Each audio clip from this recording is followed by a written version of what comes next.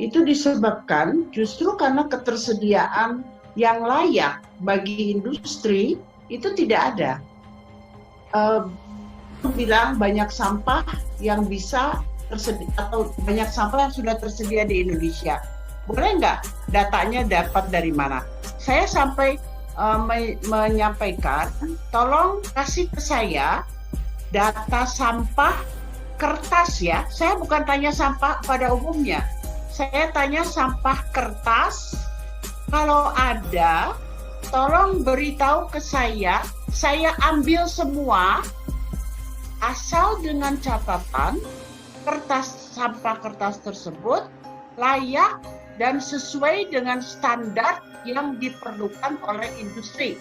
Bukan kriteria sampah kertas yang pada umumnya sudah rusak, kecampur sama makanan, minuman, dan kotoran-kotoran lainnya. Itu kita tidak mau. Jadi kalau sampah atau sisa dipakai, ya, yang masih bisa dipakai kembali dan masih mempunyai nilai ekonomis, itu namanya bukan sampah. Itu disebut scrap. Ada tong sampah hijau, kuning, merah. Oke? Ya. Kalau masyarakat tertib, yang namanya bisa didaur ulang harus masuk ke kantong yang hijau atau hijau. Tapi saya di kantor sudah milah-milah sama office boy, dibawa ke tempat sampah, diangkut oleh pengangkut, dicampur aduk kembali. Benar apa tidak? Kalau saudara pernah melihat film bagaimana di luar memilah-milah, jadi sebagai manusia pasti ada yang lolos. Karena itu kita waktu beli impor itu kan diperiksa dulu oleh KSO. Kita itu membayar KSO.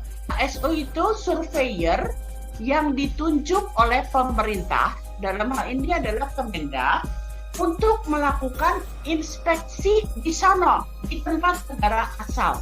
Kalau lolos, di sana betul diperiksa, maka tidak akan lolos ke Indonesia. Benar nggak? Semua harus memperbaiki ya. Tapi saya juga tidak menutup kemungkinan dari perusahaan anggota APKI itu ada yang nakal, yang main-main, ya ada. Jadi semua pihak harus berbenah, bukan hanya industri. KSO, pemerintah, Pemda untuk betul-betul mengkoleksi sampah dengan baik dan benar supaya ketersediaan di dalam negeri bisa tersedia. Dulu, kenapa bisa lolos? Dulu di Permendaknya tidak ada kesepakatan tentang impuritas berapa yang diperbolehkan. Baru sekarang ini dikeluarkan aturan di SKB. Dulu peraturannya itu namanya Permendak 31 tahun 2016 tentang impor limbah non B3. Tata cara impor limbah, persyaratan limbah kalau kita mau impor diatur di Permendak 31 tahun 2016. Di Permendak tersebut tidak disebutkan berapa yang diizinkan. Jadi kosong, nggak ada aturannya, nggak nyebut apa-apa. Sekarang saya tidak menutup kemungkinan karena tidak adanya regulasi yang ketat tadi, ya kan? Dulu kan loss, lepas. Kan tidak ada aturan yang menyebutkan bahwa pernah ingin tahu nggak apa sih yang namanya bersih dan homogen? Ada nggak tahu? Mungkin ada kemungkinan terkontaminasi, ada.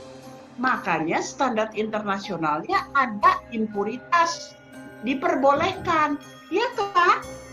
Dengan kadar tertentu untuk jenis kertas tertentu. Jadi sekarang kalau Permendaknya bilang bersih dan homogen, si A bilang bersih begini, si B bilang bersih begini, beda-beda kan? Betul. Penafsirannya kan nggak sama. Sehingga begitu sampai di pelabuhan, lucu, ada yang kotor lepas, ada yang bersih ditahan. Lucu kan? Karena persepsi berbeda-beda. Makanya kita ingin tahu apa sih yang dimaksud bersih dan homogen. Tentukan. Impuritas 2%, 3%, 0,5%. Begitu dong. Ya, supaya ada standar. Pertama, bantuan dari pemerintah untuk menyiapkan recycling center. Oke. Ya, jadi pusat-pusat recycling yang sudah memilah-milah sampah kertas dengan baik dan benar sesuai dengan kebutuhan industri. Kedua, ada kejelasan mengenai standar yang tadi saya katakan masih boleh dilakukan importasi dengan standar impuritas, padahal sudah ada SKB yang saya bilang dikeluarkan bulan Mei oleh 3 menteri dan kepolisian mengatakan impuritas 2%. Tapi sampai hari ini belum dilaksanakan juga, gitu. Jadi apa yang dimaksud 2%? Hafiz tanya, plastik boleh? Ya, logam boleh? Apa? Harus diurai dong, Betul, supaya jangan salah persepsi lagi. Itu yang kedua ya, jadi supaya Bu ya, 2% per jenis. diperjelas. Oke ya. Ya, kemudian KSO diperkuat dalam metode inspeksinya di lokasi asal sumber kertas daur ulang tersebut supaya waktu dibawa ke Indonesia sudah bersih sesuai dengan standar yang ditetapkan oleh pemerintah.